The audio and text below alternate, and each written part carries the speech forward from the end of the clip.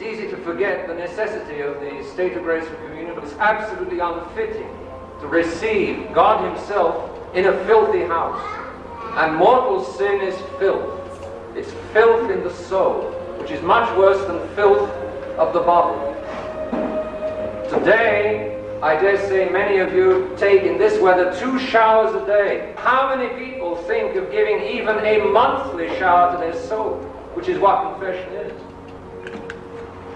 The boys or the girls will get lorry trucks full of milk and trucks full of the latest and best products. Materially, everything is there. What in that system of education is done for the soul's moral and spiritual filth and corruption, deliberately rotting the souls of the young, sending those young souls well on the way to damnation. But that's our modern world. And people today are so blind, they are so foolish.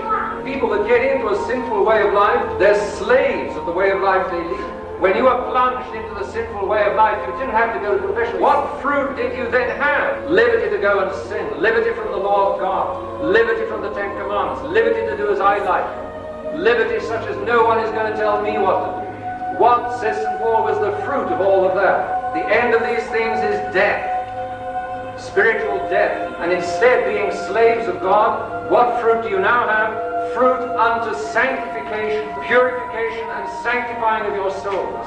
At last opening its leaves to the sunshine of God's love, growing and developing. That's the soul developing and living in the state of grace. And it's totally different, totally different from a life led in slavery to sin.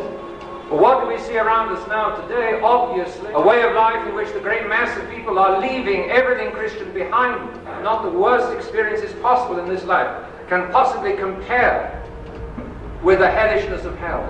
Fire in this life is simply a picture compared with the reality of fire burning in hell. You may say an everlasting death doesn't make sense.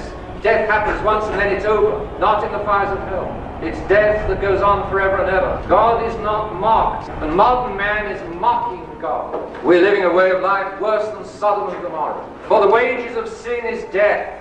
And then the great test, which we should never forget, especially today: by their fruits you will know. If it walks like a Protestant, if it talks like a Protestant, if it quacks like a Protestant, it is a Protestant. And that is the reality of the matter. You wouldn't be here today if you didn't have some sense of the difference between the substance and the appearance.